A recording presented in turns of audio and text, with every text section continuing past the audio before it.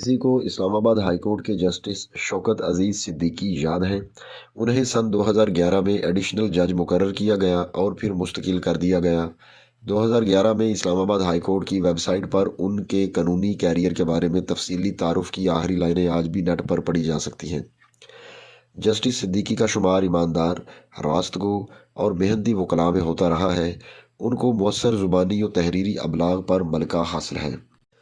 21 जुलाई 2018 को मुअज़्ज़ज़ जज के जी में जाने क्या आया कि वो रावलपिंडी डिस्ट्रिक्ट बार से हिताब में फट पड़े और धमाका कर दिया कि अदलिया में एजेंसियों की मुदाखलत उरूज पर है।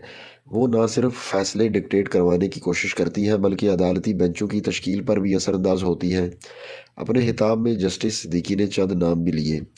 अचानक से जस्टिस सिद्दीकी फातिरुल अकल और अपने ओहदे के वकार के मुनाफी करार पाए। सुप्रीम जुडिशल काउंसिल में उनके खिलाफ दायर करप्शन और बेकायदगी के 2 रेफरेंसेस में जान पड़ गई। अक्टूबर 2018 में उन्हें सुप्रीम जुडिशल काउंसिल ने हाई कोर्ट जज के ओहदे से हटा दिया। इस फैसले के खिलाफ उनका केस आज भी सुप्रीम कोर्ट में ज़ेर समाअत है और वो अपने साबिका बयान पर खनूज कायम है। रावलपिंडी स्ट्रेटजिक और सियासी एतबार से पाकिस्तान का सबसे हसास इंतज़ामी डिवीज़न है। 17 फरवरी 2024 की सुबह तक यहाँ तैनात कमिश्नर लियाकत अली चट्टा ज़हनी तौर पर सेहतमंद भी थे और उनके बारे में करप्शन के अगर कोई इल्ज़ामात थे भी तो वो मेन स्ट्रीम मीडिया के इल्म में तब तक नहीं थे।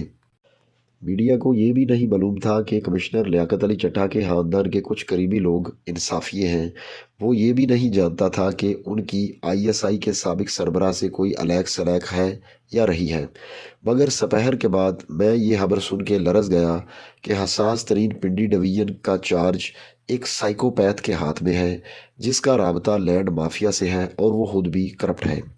इस धमाके के बाद एक नहीं दो नहीं पिंडी डिवीज़न के 6 इजला के रिटर्निंग अफसरों और कायम मकाम डिवीजनल कमिश्नर ने एक मुश्तरका प्रेस कॉन्फ्रेंस में कहा कि 8 फरवरी के इंतखाबात साफ और शफाफ थे और हम पर किसी जानिब से किसी भी तरह का कोई दबाव नहीं था, ना किसी को ज़बरदस्ती हराया गया ना जितवाया गया। इलेक्शन कमीशन ने तहकीकाती कमेटी कायम कर दी है जो इन्हीं रिटर्निंग अफसरों के बयानात भी कलमबंद करेगी जो प्रेस कॉन्फ्रेंस में पहले ही अपना मौक़िफ़ दे चुके हैं। कहा जा रहा है कि कमिश्नर डिप्टी कमिश्नर एक इंतज़ामी ओहदा है। इसका इंतखाबात या पोलिंग या गिनती से कोई लेना देना नहीं होता। वैसे तो प्री एंड पोस्ट पोलिंग इंतखाबी अमल से फ़ौज, एजेंसियों, पुलिस, पटवारी और सियासी जमायतों के मुसल्लह डिश्करों और नकाब पोशों का भी कोई बराह रास्त लेना देना नहीं होता। क्या ऐसा ही है? मुस्लिम लीग नून जो अभी तकनीकी एतबार से बरसर इक़्तिदार जमायत नहीं है, तादम तहरीर वाहद पार्टी है जिसने गिरफ्तार कमिश्नर लियाकत अली चट्टा का नाम ECL में डालने का मुतालबा किया है।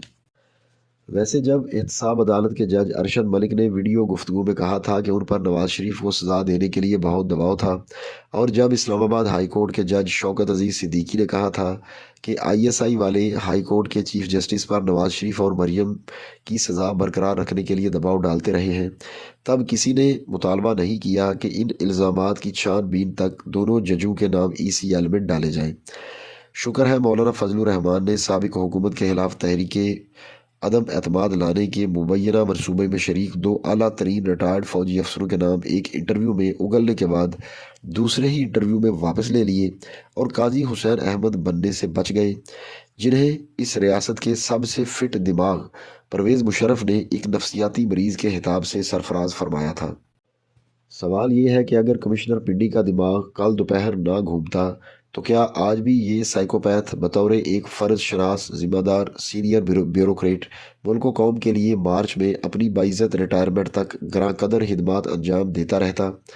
इस बात का फ़ैसला कौन सी तहकीकाती कमेटी, कमीशन या तिबी बोर्ड करेगा कि इस मुल्क की भागदौड़ जिन जनरलों, सियासतदानों, जजों और ब्यूरोक्रेट्स के हाथ में थी, है और रहेगी, वो सब के सब ज़हनी तौर पर फिट हैं, बाहोशो हवास फ़ैसले कर रहे हैं और फ़राइज़ मनसबी मुकम्मल गैर जानबदारी और शफाफियत से निभा रहे हैं। बरतरफी या रिटायरमेंट या रियासती बयानियों को चैलेंज करने के बाद ही यहाँ क्यों पता चलता है कि फ़लाँ तो बदकिरदार था, बेईमान था, नाअहल, नशई, नफ्सियाती मरीज़ और गद्दार था। रियासत कभी बाहर से नहीं टूटती, अंदर से खोखली होती होती अचानक ढह जाती है, भले कितनी ही लेपापोती कर ली जाए। تاریخ کی گاڑی سرفروں اور پاگلوں کے دھکے سے ہی آگے بڑھی ہے۔ فی الحال تو یہ ملک سعادت حسن منٹو کا ٹوبا ٹیکسنگ لگ رہا ہے۔ دوستو، یہ مشہور صحافی وسعت اللہ خان کا کالم تھا جو 18 فروری 2024 کو BBC اردو میں شائع ہوا۔